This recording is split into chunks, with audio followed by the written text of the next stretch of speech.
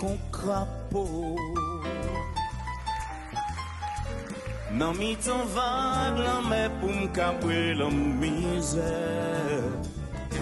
Si ti moun pas grandi, si pas me prête pays, si tout bagaille crochi, même si ou parrain saisi, si cette monde moins calé, si ma compte pour m'oublier. Si manger dans fatra, si m'prend yon poudra, si ti moun plonge cuit, devant bureau l'oni, si la vie sans avenir, si arrive, si oui, oh oh, oh oh, si cette mort moi calé, si ma bonne pour m'oublier. Si manger dans fatra, si prendre yon poudra, si tu n'es l'onge cuit, devant bureau l'oni, si la vie sans avenir, si aïe, si mourir, c'est parce qu'on est trippel, ou pété black tétel, c'est parce qu'on exploite, ou crève des graines, j'ai son papa la femme, en marabout, les fait à l'os de siècle en siècle, j'ai bête bin pi à crête, c'est parce qu'on est trippel, ou pété black tétel, c'est parce qu'on exploite, ou crève des graines, j'ai son papa la fête, en marabout, les fait à l'os de siècle en siècle, j'ai bête bin pi à crête. Yeah, je vais depuis après. Oh, oh, oh, oh, oh, oh, oh,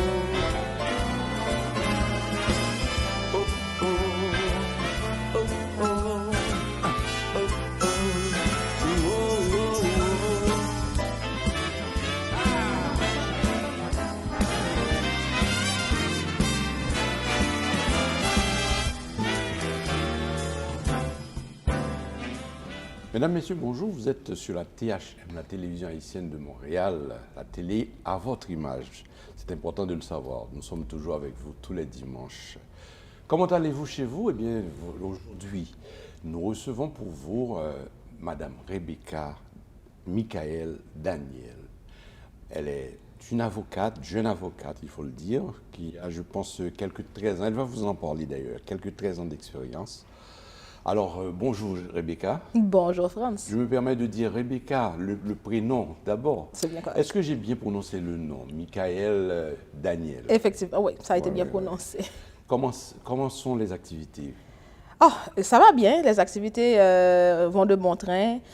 Ben, c'est sûr que je suis dans une période très occupée avec une campagne électorale. Mais, nous allons en parler oui. alors, un peu plus tard, nous allons en parler parce que c'est assez important. Ça fait partie des volets que nous allons traiter. Mais d'abord, ce que nous allons traiter, c'est surtout du début. D'où vient Rebecca? Ben, c'est sûr qu'on sait qu'elle est haïtienne, mais à quel endroit en Haïti? Ben, en fait, je suis née à Port-au-Prince, Delma plus précisément. J'ai grandi en Haïti. Je suis arrivée à Montréal à l'âge de 19 ans. Donc, ça veut dire que tout le début des études, etc., sont effectuées en Haïti? Sont effectuées en Haïti. Les études de la maternelle, ce qu'on appelle kindergarten en Haïti, l'école primaire, j'ai été chez les sœurs de Saint-Joseph de Cluny, les études secondaires qui ont été effectuées au Collège canado-haïtien. J'avais quand même complété une année d'études en droit à la faculté de droit, la FDSE, la faculté de droit et des sciences économiques en Haïti. Tout cela avant même 19 Avant ans? même d'arriver en Haïti, oui. À Montréal, je devrais dire. Mais je vous dis avant 19 ans. Avant 19 ans, oui, oui. Bon, ça veut dire que tu étais vraiment quelqu'un de futé, qui travaillait d'une intelligence quand même, parce que souvent ce qui arrive, c'est que les jeunes commencent parce que faire l'étude de droit déjà avant 19 ans, cela veut dire que si quelqu'un là, comparativement, les jeunes là, ils vont vers 20 ans, 21 ans, 22 ans. Bon, dans les possiblement. universités. Selon moi, j'avais suivi le parcours régulier parce qu'il me semble qu'on termine quand même les études secondaires à 18 ans. Puis, mais c'est sûr que je n'ai pas attendu non plus trop longtemps pour m'inscrire à la faculté de droit et commencer ma première année, que j'ai complétée d'ailleurs avant d'arriver ici. Avant d'arriver Ouais, ici. ouais. Et là, finalement, les études effectuées en Haïti, et en quelque sorte, il y a eu des expériences aussi en Haïti pendant que tu étudiais. Je me permets de te tutoyer. Hein. Oh, mais c'est correct, on peut se tutoyer. Dans rencontre, je c'est me permets correct. ceci. Et on peut Ouais. parler créole notamment. C'est le Ah, principe. ben parfait. Parfait. Créole, moi, bon, très bon. D'ailleurs, je grandis en Haïti, donc c'est sûr que je parle créole. On parle créole très bien. Donc, voilà. Alors, ce que je veux savoir, c'est surtout, bon, d'Haïti, est-ce que tu as eu des expériences de travail en tant que tel pendant que tu étudiais ou bien pendant que tu étais dans les écoles secondaires ou bien pendant que tu étudiais comme avocate? Ben, en fait, bon, j'ai eu une expérience de travail. Ben, ça m'amène à parler un peu de mon volet multidisciplinaire, je pourrais dire, parce que j'ai une passion qui est la mode et j'avais étudié justement dans le domaine, là, en mode, donc apprendre à coudre, en fait. Dès l'âge de, si je ne me trompe pas, en 12 et 13 ans, si je ne me trompe pas. Puis, bon, l'expérience de travail que j'ai eue, c'est que je me souviens, un été, ben, j'avais confectionné des uniformes et j'avais reçu une rémunération en conséquence. Oui, oui, oui. Et de là, et si je comprends très bien, donc tu as fait les coutures. Est-ce que c'est des études que tu as effectuées ou bien c'est, par exemple, dans la famille, maman savait coudre et puis là, elle t'apprend à coudre, tout ça? Non, non, pas du tout. Honnêtement, c'est vraiment une passion. Peut-être que je le tiens de mon père, parce que mon père est un couturier qui avait appris à coudre justement et qui a travaillé un peu dans le domaine. Mais non, mais c'était vraiment une passion. Puis j'ai suivi un cours, comme que je vous dis, c'était vraiment pendant un été, où est-ce que j'ai été prendre des cours privés avec une dame designer de mode. Et pendant un été, en fait. Et de là, aujourd'hui encore, tu es capable, c'est pas quelque chose qui s'oublie, tu es capable de pouvoir confectionner tes propres vêtements, non? Ben, en fait, d'ailleurs, j'ai même lancé ma compagnie, je pense en 2020, si je ne me trompe pas. Michael Couture Mode, d'ailleurs, que je dois, et là, ben, j'ai déjà un nouveau nom et tout, qu'on doit faire un rebranding, si je me le conseil bientôt. J'ai été prendre des cours de perfectionnement. D'ailleurs, j'ai gradué du Collège La Salle l'année passée. En mai 2024, le 18 mai 2024 d'ailleurs, je me songeais jour, parce que c'est un jour mémorable pour nous en Haïti, on s'entend. Donc, j'avais pris des cours justement en stylisme de mode. Et au Collège La Salle, question de parfaire un peu les connaissances en mode. Puis effectivement, oui, je n'ai pas arrêté de coudre depuis mes 12 ans, là, non, non. Ouais. D'où prends-tu toute cette... Mesdames et messieurs, je me pose cette question-là, c'est pas possible. D'où prends-tu toute cette énergie? Parce que là, études en droit, couturière, et puis c'est pas seulement les mêmes choses, ces choses-là, parce que si je comprends très bien, tu fais du bénévolat, etc., etc. Oui. Moi, ce que je dirais, en fait, effectivement, le commentaire revient souvent, surtout de mes amis qui me disent « Ok, mon Dieu, on n'arrive pas à te suivre parce que tu fais trop de choses, tu fais beaucoup de choses. » Moi, ce que je vous dirais, c'est l'organisation. C'est sûr que je ne suis pas tout le temps en train de coudre, donc c'est l'organisation. Il y a des périodes où est-ce que telle activité va prendre plus l'ampleur qu'une autre activité, tout simplement. Ouais. Ouais. Et sorti d'Haïti pour venir au Canada, est-ce que tu es allé ailleurs avant d'être au Canada ou bien Non. Alors, venu au Canada maintenant, tu t'inscris sans doute à l'université pour compléter les études de... Exactement. Je suis arrivée, je me souviens encore, l'avion avait décollé le 15 août 2007. J'ai atterri le 16 août parce que l'avion était arrivé vers minuit quelque chose. Le 16 août 2016, j'ai atterri, donc c'était ma nouvelle vie. Je n'ai pas eu le choix, donc il fallait que je m'accommode.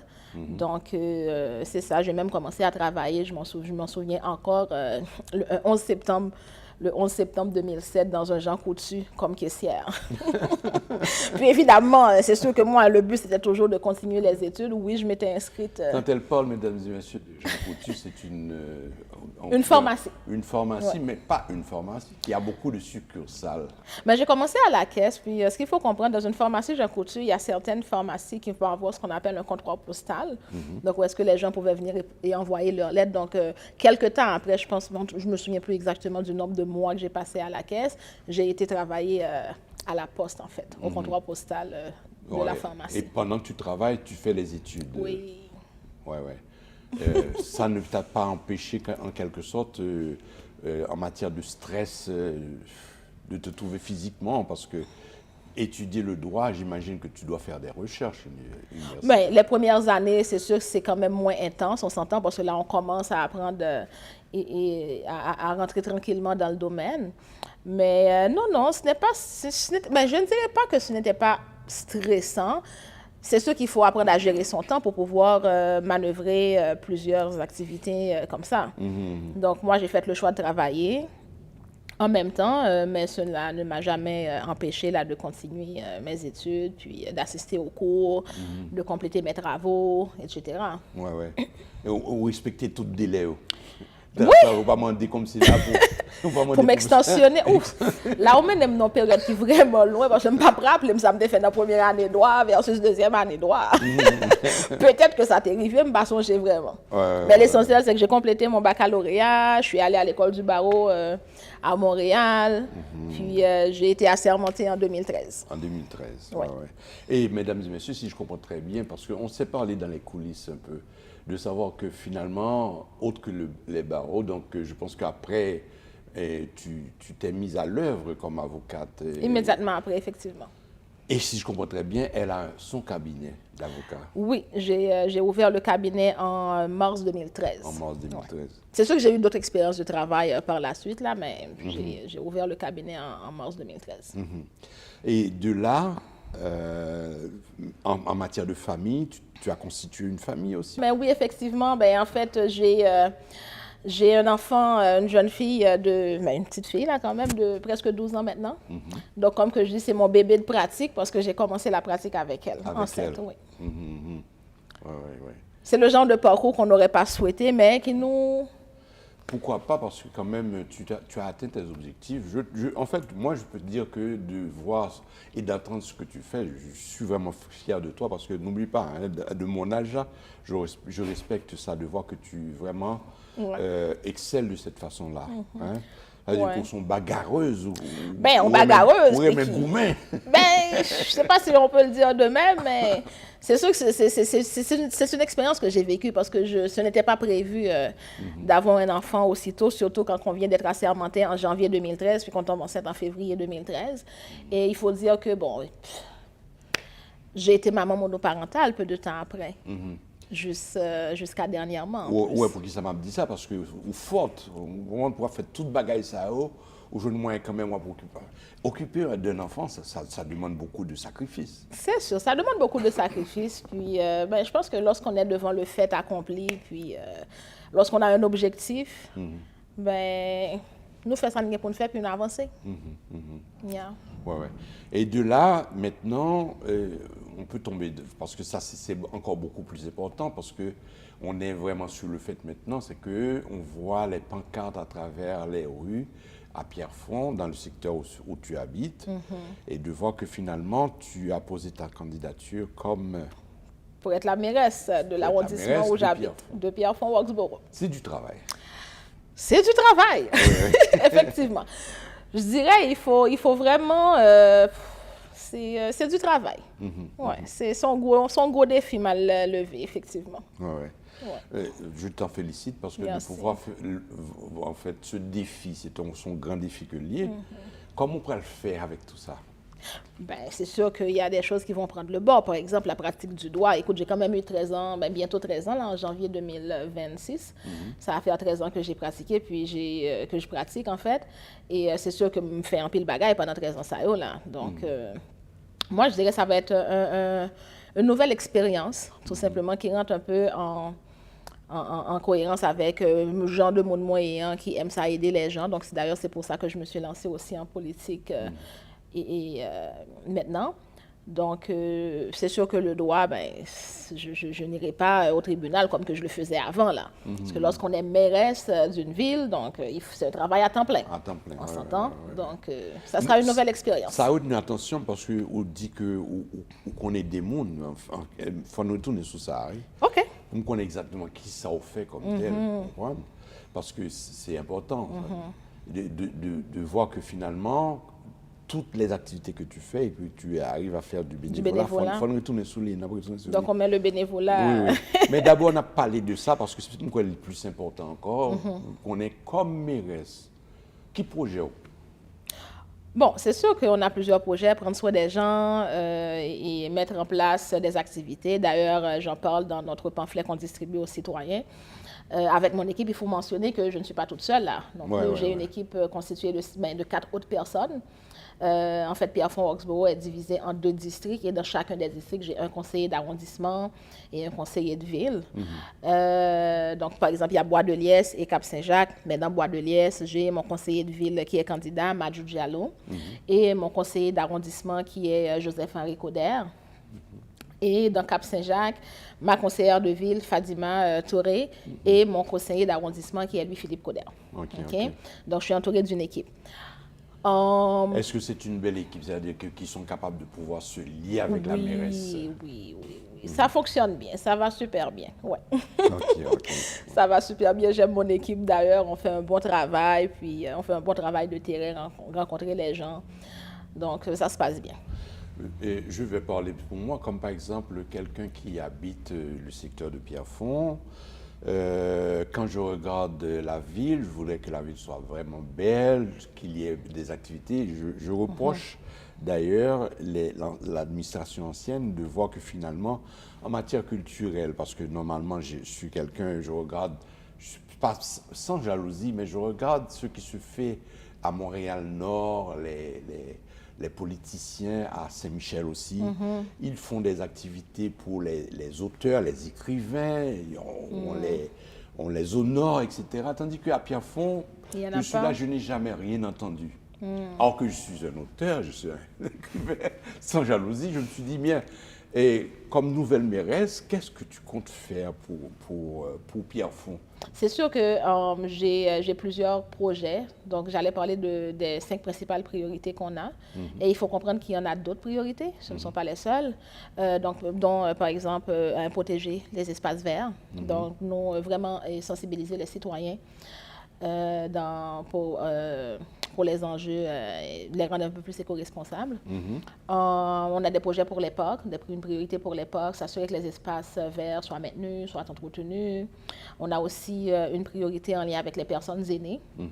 D'ailleurs, ça, c'est mon dada parce que j'ai beaucoup aidé de personnes aînées depuis que je suis arrivée à Montréal. Donc, c'est là qu'elle glisse sur le bénévolat. Le bénévolat. Oui, alors, les Effectivement, aînés. Donc les aînés, les familles, les personnes vulnérables aussi. Ensuite, notre autre priorité va pour les jeunes. Donc, ce que j'avais constaté, par exemple, c'est qu'il manque d'activité pour les jeunes enfants sur le territoire en tant que tel. Est-ce que tu peux faire des détails des activités en tant que tel? Parce que, bon, je regarde, il y a la piscine dans certaines villes, comme par exemple à l'île Bizarre. Il y a des activités qu'on crée, de la danse pour les jeunes, etc., etc. Donc, des camps d'été, en fait, oui, c'est un de nos projets. Mais il faut comprendre une chose, c'est sûr que nous... D'ailleurs, avec le parti politique que je suis, Projet Montréal, qui est très axé sur l'humain, d'ailleurs, c'est pour ça que j'ai rejoint ce parti politique-là, on met l'emphase énormément sur les citoyens et on veut que les solutions passent par les citoyens, on s'entend? Donc, c'est sûr qu'on consultera les citoyens pour s'assurer que, bon, si on met telle activité en place, que ça va répondre à leurs besoins, on s'entend? Mais c'est un constat individuel, justement, de voir qu'il n'y a pas suffisamment d'activités là pour les jeunes durant l'été. Donc, ça peut être, par exemple, des camps d'été. D'ailleurs, je prends exemple sur un organisme au sein duquel je siège, sur le conseil d'administration, qui met en place des camps d'été. Vraiment à faible coût, là, c'est entre parents Montréal-Nord, à faible coût pour les parents. Donc, ça permet vraiment aux jeunes de rester actifs pendant l'été et d'apprendre aussi de nouvelles choses. Donc, pour finir avec ce que je disais en lien avec les priorités, c'est non seulement les jeunes, les enfants, les adolescents aussi. Donc, mettre vraiment en place, mettre en œuvre des moyens afin de les aider au niveau personnel et professionnel. Donc, c'est ça. Ce sont nos 5 principales priorités. Et moi, en tant que tel aussi, qui possède un compte, je pourrais dire ceci, parfois je suis en train de penser à la taxe comparativement à d'autres provinces, dans d'autres provinces, parce que c'est au Québec qu'on est taxé autant. Et de voir, par exemple, qu'est-ce que la ville peut nous offrir à ce niveau-là. Faut comprendre une chose. Moi, je dis souvent aux gens, OK? La politique municipale, c'est vraiment la politique qui est la plus proche des citoyens, d'accord?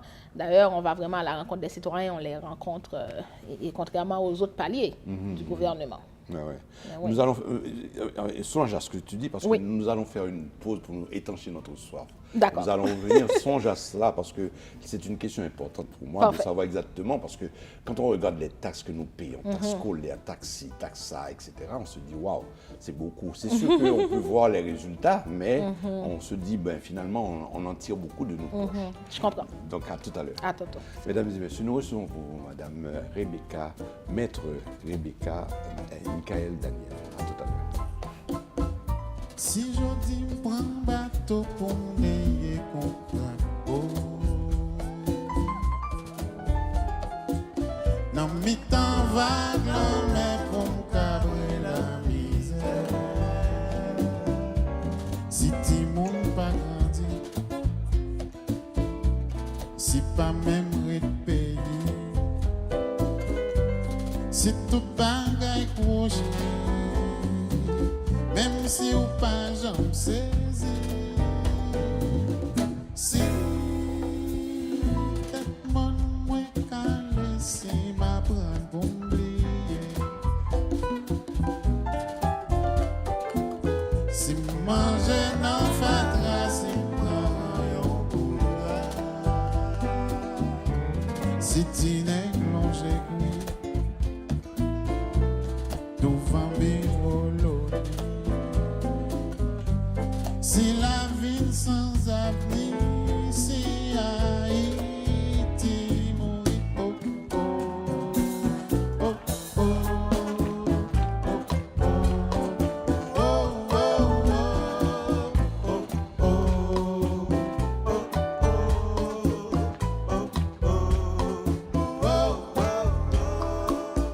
si peut-être mon moins calé, si ma prendre pour m'oublier. Si manger dans fatra, si boire yon coula. Si ti nèg longe couille,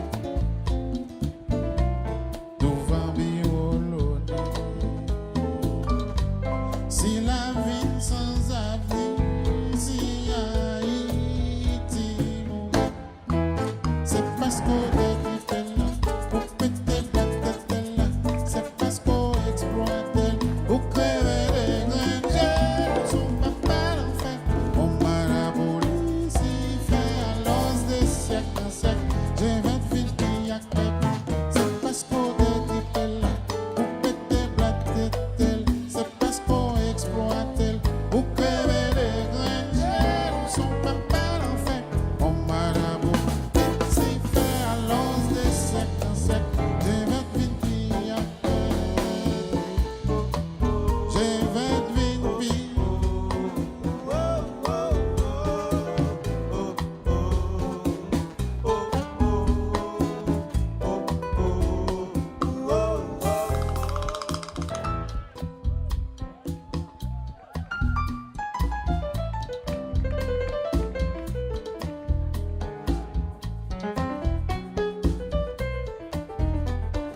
Alors, nous sommes de retour avec notre invité. Il s'agit de Maître Rebecca Michael Daniel, que nous recevons et qui est candidate à Pierrefonds. Donc, de là où nous étions, nous parlions des taxes, etc. Je ne sais pas, je suis confortable à poser la question.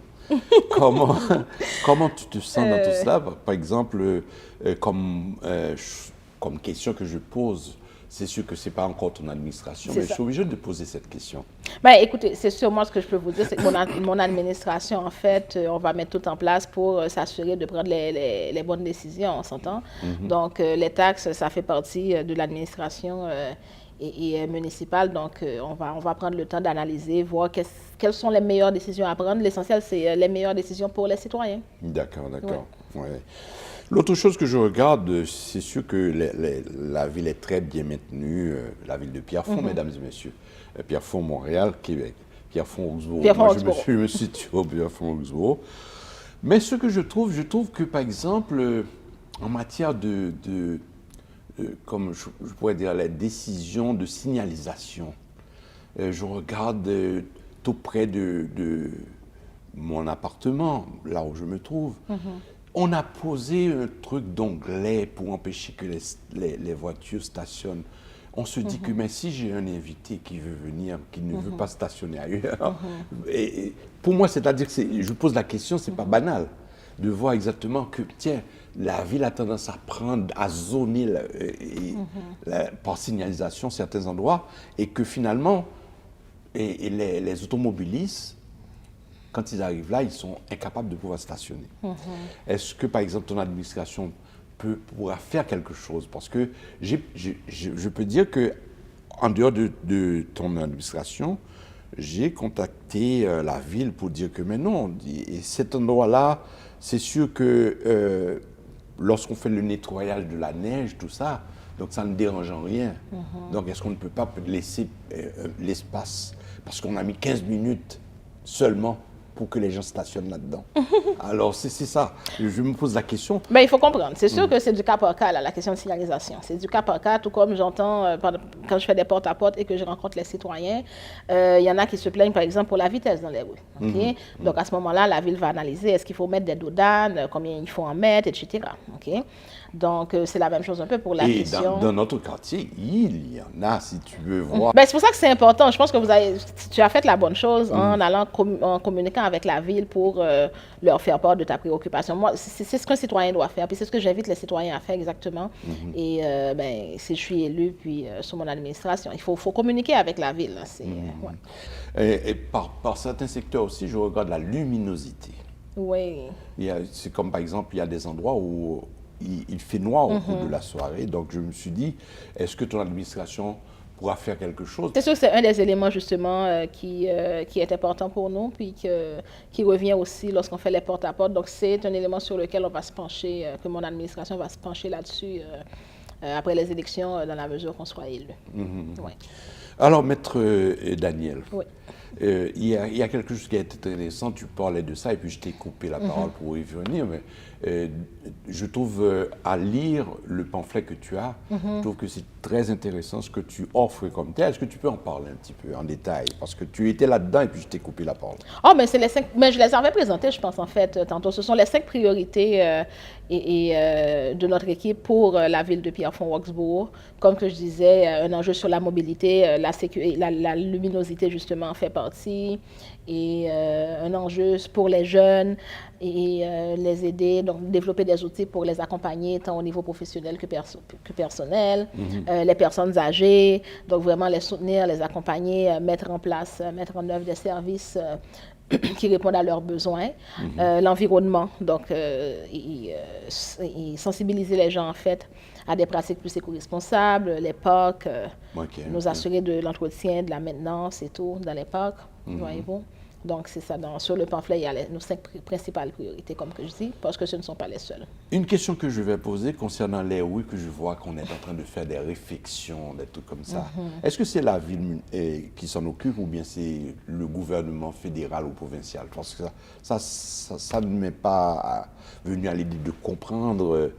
Mais là, je te pose la question quand même. Ben, c'est sûr que ça dépend de où, quel type de réflexions qui sont faites. Comme les rues, là, je vois qu'ils ont tronçonné les rues. Ils ont tronçonné les rues, et puis ils ont coupé. Et puis, est-ce que qui ça fait? Comme par exemple sous Boulevard Pierrefonds. Ben, ça, c'est un projet de conduit d'eau potable qu'ils sont en train de compléter. Et c'est Ville-là qui a fait l'eau? Ça, c'est Ville-là. C'est Ville-là, ok. Ah, ça, je trouve ça intéressant parce que c'est un endroit où il y a beaucoup d'inondations. Ouais. Mais ça, c'est un des enjeux, pendant que tu le dis effectivement, ça c'est un autre de nos enjeux, là j'en avais pas parlé tantôt, les inondations, effectivement, on est très touché à Pierrefonds. Donc il y a des mesures qui ont été mises en place par l'administration actuelle, puis nous on veut vraiment aller maximiser les efforts, puis pour mettre tout en œuvre là, pour minimiser en fait les impacts pour les gens, là, la question de l'inondation. Oui. Donc, en tant que tel, comment va les porte-à-porte? Ça va bien, on a de bons retours. Les citoyens sont vraiment contents de nous voir. Je ne peux pas... c'est bien. On aime l'accueil reçu. Oui, ça va super bien. Et de là, si je comprends très bien, c'est Projet Montréal. Oui. C'est l'administration de Mme Plante. Mais qui est maintenant, le chef du parti maintenant, c'est M. Luc Rabouin, en fait. Madame Plante n'a pas renouvelé son mandat. Oui, oui. Ouais. Qu'est-ce que pour moi, de façon globale, parce que toi, c'est la ville de Pierrefonds, Oui. c'est Pierrefonds même en tant que tel, mais quand même, et m'a regardé dans le pamphlet, moi, monsieur Luc. Monsieur Rabouin. Mais Ouais. c'est sûr, c'est chef parti, hein, donc c'est sûr que faut qu'il là. Ouais, ouais. Donc c'est les mêmes qui bralent maire pour ville là au complet, là, on s'entend. Pour toute ville là. Exactement. Puis il y a 19 arrondissements, si je ne me menti, donc si je ne me pas trompé moi. Donc chaque arrondissement, ça, il y a un maire. En mairesse et puis des conseillers. Donc, le nombre de conseillers vraiment dépend du niveau de nombre de quantité de monde qui gagne. Et question de bas itinérance là, parce que monde ça la plupart des fois est affecté par drogue, par ci, par ça. Qui ça que nous pouvons mettre pour nous faire pour eux? Ben, c'est sûr qu'il y a des fois un enjeu de santé mentale. C'est pas toujours dans tous les cas, parce qu'on s'entend, il y a des personnes, c'est juste que peut-être parce qu'ils n'ont pas arrivé joindre l'aide debout, puis ils retrouvent dans la rue. Puis organisent ça à venir en aide à eux-mêmes pour offrir, par exemple, un hébergement transitoire en attendant qu'ils reprennent en main. Mais c'est sûr que des fois, c'est des problèmes de santé mentale qui fait que mon malheureusement, ils viennent dans la rue. Mais la bonne chose, c'est qu'il y a des programmes, il y a du soutien qui est mis en place. Il y a des équipes qui sont disponibles 24/7 pour rencontrer les gens et tout, comme on se parle tout à l'heure, intervention psychosociale. Donc, il y a tout service qui est disponible justement pour accompagner les gens. Ok, ok. Bon, volet ça, qui peut rejoindre le type de personne qu'on y est, une femme vraiment combattante, une femme qui vraiment lutter, etc. etc. Par contre, tu vas ça jusqu'à peut-être 60 ans et capacité ça, parce que là, c'est tout fougou qui saute dehors. Et pour femme qui ont le type de la joue, qui projet bien pour eux en ville Pierrefonds. Une ville de Pierrefonds-Roxbourg. Oui. Donc, je vais pouvoir servir d'inspiration. Et je pense pour ces jeunes femmes-là. Et de ce que je comprends, il y a quand même beaucoup de femmes qui vont être inspirées à pouvoir et aller de l'avant, puis ne pas se décourager. Pour des jeunes aussi, parce que mes expériences quand j'étais plus jeune, mais je vais pouvoir en parler.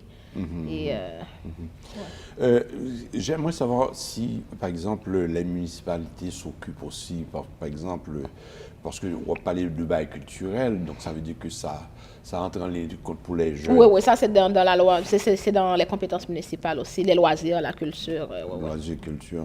Éducative ou bien tout simplement comme ça, culturel. Des programmes culturels, comme par exemple à Pierrefonds-Roxbourg, des fois ils vont avoir, il y a un festival, je pense, qui a été fait, c'est cette année, là, si je ne me trompe pas. Donc, c'est dans la compétence de la ville de mettre en place des activités socioculturelles pour la population.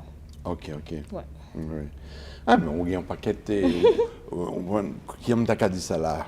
Diakou tout chargé. Diakou tout chargé, mais c'est pour ça que j'ai une équipe avec 4 autres personnes ensemble avec moi, pour aider à me gérer tout le bail. Ouais. Est-ce que ça pas. Parce que quand même, une famille, un foyer, mari, etc. Ouais. Comment elle dégage avec tout ça? On s'arrange. Parce que sous l'orvie de mère, la mairesse, ou va gagner un paquet à monde qui sous contrôle là tout. Oui, ça c'est sûr. Mais en même temps, je pense que ça va juste continuer dans le même sens de ce que je faisais déjà. Parce que je pratiquais quand même en droit, j'allais au tribunal, je rencontrais des clients, je devais travailler sur les dossiers, et en même temps, je faisais du bénévolat. Donc, donc ça va, je pense que ça va être correct. Ouais. On en a déjà discuté d'ailleurs, la décision n'a pas été prise seule. Ça a été pris en famille. En famille, alors c'est bien ça. Non, moi rencontré et conjoint, moi que son équipe très sympa, très gentil, Effectivement. très ouvert, etc. Donc sans doute qu'ils ont une grande patience tout, parce que je présume que comme mairesse, et bien avant ou même tout, le monde qui est dans l'administration ça ou bien des millions d'âmes qui posent aux questions qui ont besoin. Nous sommes parlé de besoin par exemple. Comme les gens qui étaient dans une zone, nous sommes parlé de besoin par moi, mais imaginez un paquet de monde capable de porter rapport pour écoute, c'est sûr que ça va prendre une structure. Il y a une structure qui va être mise en place, qui doit être mise en place, puis pour pouvoir gérer tout ça. Puis on s'entend, je ne suis pas la première femme en politique là qui a une famille. Oui, c'est intéressant. En tout cas, on a fait juste une pause parce que j'ai besoin d'étancher soif. Quelque peu, donc on a fait juste une pause et puis on a retourné dans quelques Ça marche. Ok, merci. Alors, mesdames et messieurs, on est avec Rebecca Michael Daniel C'est une avocate, comme nous le disons, donc nous la recevons ici à THM, la télévision haïtienne de Montréal, la télé à votre image. Donc à tout à l'heure. Bouffe-moi. Naviguant ça et là pour noyer ma douleur. Au milieu de la mer, juste pour fuir ma misère. Les enfants si chétifs, un pays en lambeaux. Sur un système pourri, tu bâtis ton bonheur. Mais montagne dénudée, l'éducation ruinée. Je mange dans les poubelles, les haillons sont des draps. Si je tends la sébile qui m'entend à l'ONU, ma vie sans lendemain. Si Haïti se meurt, oh, oh, oh, oh, oh, oh, oh, oh,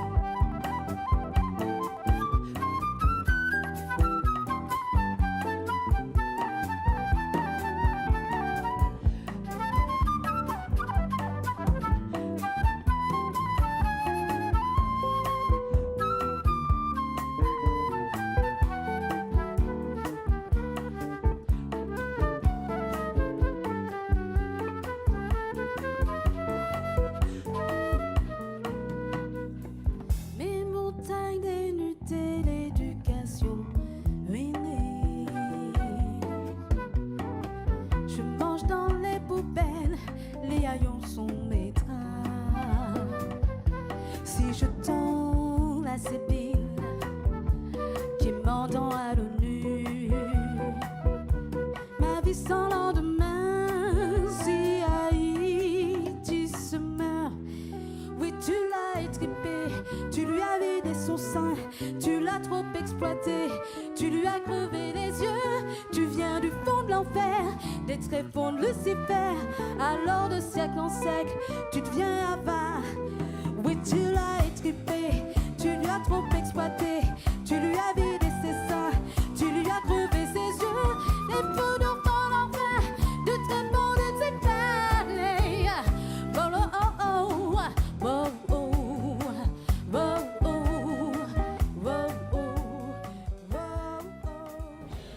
Notre émission se poursuit, mesdames et messieurs, avec notre invité. Il s'agit de madame Rebecca Michael Daniel, que nous recevons, maître Michael Daniel. Donc, Rebecca, en quelque sorte, en matière de activité d'élection, porte-à-porte, etc., peux-tu encore, en fait, parler aux gens de ce que tu fais comme tel? Parce que novembre, c'est pas loin, là. Oui, c'est bientôt. C'est sûr que la période électorale est une période quand même assez courte là pour faire... D'ailleurs, le début de la campagne, c'était le 19 septembre, on s'entend. Mais c'est sûr qu'il y avait des personnes qui avaient débuté leur campagne bien avant ça. Mais la période électorale, en effet, est très courte. Donc, c'est sûr que ça dépend de chaque équipe. Nous, par exemple, ce qu'on a mis en place, c'est qu'on a créé une page Facebook, on a créé une page Instagram. On est en train de remplir ces deux pages-là de beaucoup de contenu, de vidéos, de publications, de ce qu'on fait. Donc, nos activités quotidiennes, par exemple les porte-à-porte. Comme dernièrement, j'avais été visiter une église où est-ce que j'ai pu parler un peu de moi en tant que candidate mairesse, évidemment de mon équipe, parce qu'on est quand même une équipe. Nous sommes 5, comme que je l'avais mentionné tantôt. Donc, c'est ça. Donc, je remplis les pages de contenu, question de tenir les gens informés, de montrer notre dynamisme pendant cette période électorale-là. Donc, comme que je disais, on fait des porte-à-porte, où est-ce qu'on va vraiment rencontrer les citoyens. Bon, je ne suis pas toujours à toutes les portes et je ne peux pas non plus l'être. Et j'essaie d'accompagner, donc j'alterne vraiment entre mes candidats et mes bénévoles et pour les séances de porte-à-porte. Puis, mais c'est ça, c'est vraiment intéressant quand on fait des porte-à-porte parce que on arrive par exemple sur des citoyens mais, qui nous expliquent, qui nous parlent un peu de mais savez-vous, voici qu'est-ce qui est arrivé, voici qu'est-ce que j'aurais aimé qu'il soit changé. À ce moment-là, nous, étant une équipe engagée, dévouée, donc, ce qu'on fait, on s'assure de prendre toutes ces informations-là en note parce que ce sont des éléments sur lesquels, lorsqu'on sera élu, ce qu'on souhaite, on veut s'asseoir et travailler là-dessus. Voyez-vous? C'est intéressant, c'est intéressant. Exact. Puis mes candidats, lorsqu'ils font des porte-à-porte, ils font la même chose. Mes bénévoles ont reçu aussi la même instruction de vraiment écouter le citoyen, parce que c'est ce qu'on veut faire, on s'entend. On ne se lance pas en politique juste pour aller faire n'importe quoi. On veut entendre aussi... Et on veut entendre aussi les citoyens. On le fait parce qu'on les aime, on veut mettre en place des programmes pour eux. On s'entend. Donc, et en faisant les porte-à-porte, est-ce que tu as aimé comme ça? Il y a un peu ici dans la zone ça, non? Il y en a quand même. Écoutez, vous savez, Montréal, c'est une ville très diversifiée. Hein?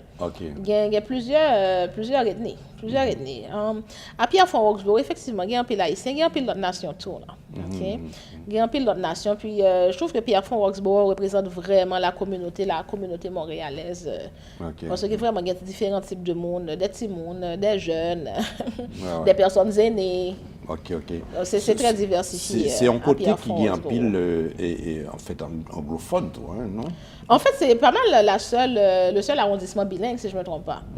Où est-ce que il y a une bonne partie de la population qui parle français, tout comme une bonne partie de la population, c'est anglais seulement que vous parlez. Mais la plupart du temps, on est vraiment bilingue. Ou là, bien sûr, parce que vous parlez, que ce soit anglais ou parlez français, et créole d'où? Oui.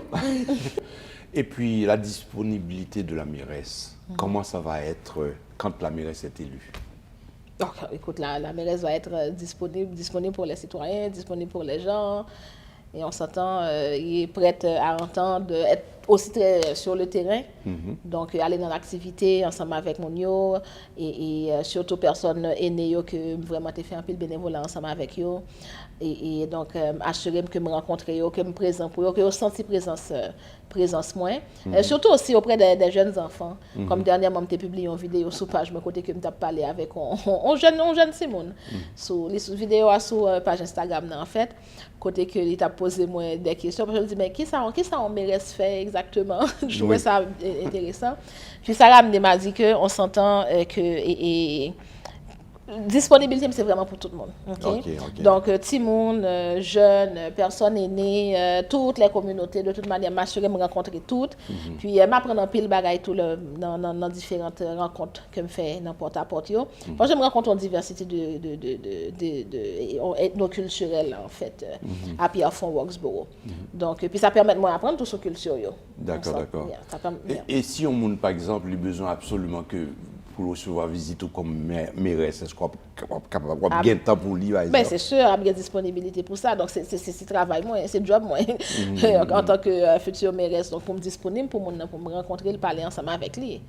Par rapport à précisément Timounio, qu'on va parler, est-ce que ça me doit, qui sera spécifiquement que vous capable, tu as besoin dans Pierrefonds? Mais pour le moment, comme on dit, c'est une priorité dans Timonio, ok?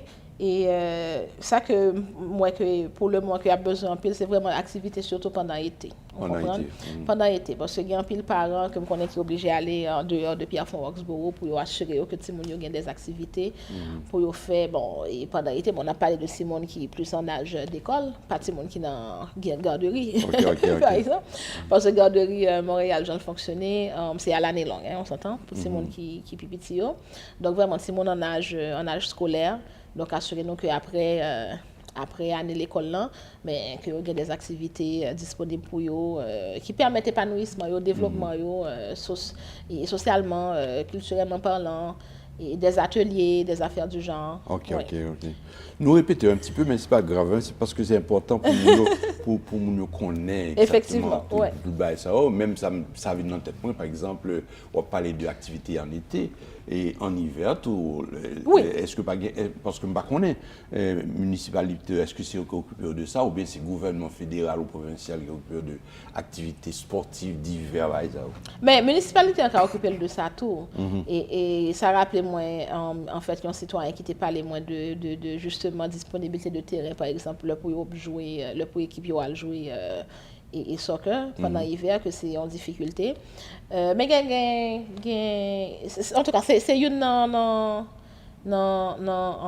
saison de l'année que oui, on prend en considération parce que à un moment donné, pendant l'année, le hiver, on a des vacances, juste pendant la période Noël et Nouvel An. Donc, nous allons pencher nous là-dessus tout. C'est sûr que bon, pas travailler pour moi, nous allons gagner un comité, puis plusieurs instances au sein de l'équipe là. Donc, chaque instance va l'occuper de un bagage. Ça va, par exemple, c'est culture, ça va éducation, ça va si. C'est travail pas seulement sous dôme. C'est vraiment travail toute équipe là. Pour nous mettre ça que nous pour nous mettre en place pour toute population en fait. Pour les bénévoles, n'est-ce pas, comment ça se fait avec l'équipe en tant que telle? Avec mon équipe de bénévoles OK. Et il y a une structure qui a été mise en place pour nous rencontrer pour connaître qui ça peut faire exactement par rapport avec période électorale là, qui est information pour les citoyens. Puis moi, je suis à l'aise avec ça, parce que comme j'en ai besoin un peu plus tôt tout à l'heure. Et moi, j'ai été, en fait, je suis encore bénévole. Il y a même un organisme, par exemple le WICA qu'on appelle, où est-ce que je suis bénévole depuis 2015. Depuis 2015. Donc, j'ai une expérience du bénévolat, donc ça permet de me gérer l'équipe bénévole. Comme le WICA, par exemple, en français, c'est le parrainage civique de l'Ouest de l'île. Donc, depuis 2015, ça me compte fait, c'est vraiment accompagner des personnes. Puis ça, c'est vraiment de toutes les ethnies. Là, je me souviens, j'ai même une dame anglophone que qu'on a l'aider vraiment à aller chercher de la Kaili, aller faire épicerie ensemble avec lui. Parce que malheureusement, le pas de on fait ça tout. J'avais fait ça, effectivement. Oui. Donc, aller faire épicerie ensemble avec lui. C'est intéressant, ça. Oui. Donc, je faisais son épicerie, il m'a cherché de la Kaili, j'allais la chercher chez elle. Et là, on faisait le tour des magasins parce qu'elle avait sa petite liste d'épicerie. Donc, je l'accompagnais. Pour moi, c'est ma façon de redonner à la communauté.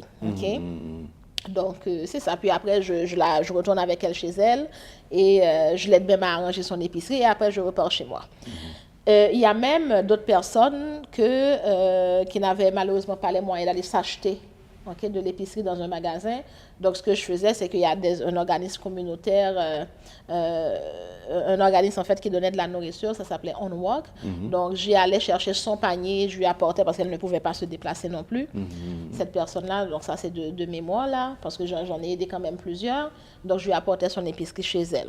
C'est intéressant, ça. Ben oui, des gens qui avaient besoin d'aller dans certains rendez-vous, voyez-vous. Donc, comme je vous le dis, ça fait depuis 15 ans que je comme par exemple, et 10 ans, Amine. Quand on parle de rendez-vous, elle dit que si on a besoin d'aller à l'hôpital, est-ce qu'on pourrait faire ça Mais en fait, c'est ça. Comme que je dis, quand j'étais plus jeune, à la blague. Quand j'étais plus jeune, je le faisais. Maintenant, ce que je fais avec cet organisme-là, c'est que je leur donne plus de conseils juridiques. OK. Donc, on va dire, il y a quelqu'un qui a une situation, une problématique, la personne, je lui donne un rendez-vous et je lui fais vraiment une consultation de manière bénévole. Là. Vraiment, exactement, de manière bénévole. Puis, ce n'est pas la seule organisation avec laquelle j'ai fait ou que je fais du bénévolat. Il y a aussi le CALAX de l'Ouest de l'île, où est-ce que j'étais très active à un moment donné et je pense que j'ai commencé avec eux en 2010. OK, donc le CALAX, en fait, c'est le Centre d'aide et lutte aux femmes victimes d'actes à caractère sexuel. OK, donc j'ai souvent été très impliquée, j'ai vraiment aidé. À un moment donné, j'ai même siégé sur leur conseil d'administration. Donc, un conseil d'administration, j'espère que les gens savent c'est quoi, c'est vraiment l'instance décisionnelle d'un organisme à but non lucratif, exactement, qui va se pencher sur les différents dossiers, des financements par exemple, et développement de programmes. Donc, j'ai fait ça avec le CALAX à un moment donné. J'ai siégé sur leur conseil d'administration, je pense, pendant un bon 2 ans. Et même lorsque j'étais jeune avocate, parce que là, je suis plus jeune barreau, Pourquoi je dis ça? Parce qu'il En fait, y a toujours un visage là où son on me semble monde qui jeune. Ben après 10 ans de pratique, tu es plus jeune, bah. Donc, ce que je disais, j'ai fait ce qu'on appelle le mercredi, j'en parle à mon avocat. Où est-ce qu'il y a des jeunes qui ont des questions, qui préoccupent eux, donc il y a un avocat, il y aurait les. En fait, service ça que nous-mêmes qui bénévoles, ben, nous prenons téléphone le mercredi, nous parlons avec 2, 3, 4 jeunes, dépendamment de quantité de demandes que nous recevons. Voyez-vous? J'ai fait beaucoup de bénévolat. Beaucoup de bénévolat où est-ce que le but, c'était vraiment d'aider les gens. Par exemple, le CALAC sert toute la population. Le WICA, même chose, toute la population. Écoute, j'ai reçu des Haïtiens, j'ai reçu des Jamaïcains, j'ai aidé des Québécois, j'ai aidé toute la diversité que Montréal présente là. Même chose, je pense que j'ai parlé du CALAX, même chose. Entre Parents Montréal-Nord, plusieurs communautés aussi, parce que là, présentement, je siège sur le conseil d'administration de cet organisme-là, qui ont un organisme vraiment intéressant par ailleurs, parce que vraiment venir en aide aux personnes plus vulnérables, en quelque sorte, puis... même chose, les organismes sont vraiment... On accueille tout le monde là. Voilà. Et moi, c'est ce que je veux continuer à faire. Et je ne serai pas la mairesse de X, de Y, de Z, je serai la mairesse de tout le monde. Ah, ça c'est important ça. Mairesse de tout le monde. Ça, tout le monde. OK. Les enfants, les personnes aînées, toutes les ethnies. Exact. Donc, ça me satisfait de répondre ça parce que ça, c'est important. L'idée en tête, m'a demandé exactement comment on est communauté. Est-ce qu'on est une communauté spécifique ou bien sûr c'est tout le monde à large? Tout le monde à large, évidemment. Tout le monde à large. Alors, Mabdou, mot de la fin, parce qu'on prend, c'est sûr, après inviter nous encore une fois, qu'on n'ait que date d'élection, etc., jour élection, tout bas et ça. Mais en fait, merci pour l'invitation. Merci pour l'invitation. Ça m'a fait plaisir de parler aux gens pour qu'on ait qui est ce moyen. Donc, comme on dit, vraiment servir comme une source d'inspiration pour surtout jeunes et des personnes de mon âge aussi, on s'entend. Donc, quand même, une personne qui a immigré en 2007 à Montréal et qui vraiment fait un parcours, qui est rendu quand même à presque 13 ans de pratique en tant qu'avocate et qui a accompli beaucoup de choses. Une personne dynamique. Très dynamique. Bon, pas du tout le monde a le suivre, parce que moi, je suis un monde qui a une grande capacité de faire vraiment beaucoup de choses. Mais, donc, c'est ça. Donc, moi, c'est ça mon but. C'est vraiment de servir d'inspiration. Puis, j'espère que je vais vraiment en inspirer plusieurs là, qui vont écouter l'émission, qui écoutent en fait l'émission. Qui regardent aussi l'émission. Qui regardent, c'est vrai, qui regardent et qui écoutent. Donc, c'est ça. Maintenant, je suis rendue à l'étape de mon parcours où est-ce que j'ai déposé ma candidature dans mon arrondissement pour devenir la future mairesse avec une équipe engagée. Je remercie d'ailleurs mes 4 autres candidats qui font un travail de terrain acharné, qui est vraiment très disponible, qui est très dynamique tout. Mes 4 conseillers, en fait, il s'agit de Madjou Diallo, de Joseph-Henri Coder, de lui Philippe Coder et de Fatima Touré. Voilà. Donc, ce sont les 4 autres personnes qui sont avec moi dans mon équipe durant ces élections-là. Aujourd'hui, on a vraiment rencontré beaucoup de citoyens à Pierrefonds, là, porte à porte. J'ai aussi des bénévoles qui sont en train de faire des porte à porte. Vraiment intéressant. L'accueil chaleureux, honnêtement, des citoyens, ben ça me fait chaud au cœur. De voir que quelqu'un se lance aux élections municipales, puis que je viens les rencontrer, c'est vraiment intéressant. Donc, ils aiment ça. Puis, c'est ce qu'on va continuer à faire jusqu'au 2 novembre. Jusqu'au 1er novembre, parce que le 2 novembre, c'est la journée des élections. Donc, oui, jusqu'aux élections, on va continuer à rencontrer les citoyens, parler de notre programme, notre plateforme pour eux, puis présenter nos candidats. Et le mot de la fin, rappeler aux gens, il faut habiter Pierrefonds-Roxboro, évidemment, pour voter pour l'équipe de Rebecca, Michael, Daniel. Et les élections, c'est le 2 novembre. 2 novembre 2025, date à retenir. À retenir. Je pense que 2 novembre, ça tombe un dimanche. Oui. Télévision haïtienne de Montréal, l'équipe de télévision haïtienne de Montréal, qui est constituée du PDG, il s'agit de Franck Saint-Louis, il s'agit de la recherchiste Yannick Joseph. Je pense que peut-être qu'elle t'a parlé, Yannick Joseph. Et puis c'est moi l'animateur de l'émission Rencontre. Parce que ce n'est pas seulement nous ne sommes pas les seuls à THM, mais ça forme l'équipe pour l'émission Rencontre FM. On te remercie d'être venu. Et comme je dis, je me répète, je me souhaitais que ne pas brasser Bill trop. Mais ça fait plaisir. Ça fait Honnêtement, plaisir. ça fait plaisir. Je suis bien contente. Merci encore pour l'invitation. Donc on est fiers de toi. N'importe et puis- quand. Oui, merci et puis nous souhaitons bonne chance. Merci pour l'émission. beaucoup. D'accord. Donc, merci Voilà. aux téléspectateurs aussi. Ok. Alors voilà, mesdames et messieurs, c'est ainsi que se termine l'émission Rencontre FM pour ce dimanche. À la prochaine.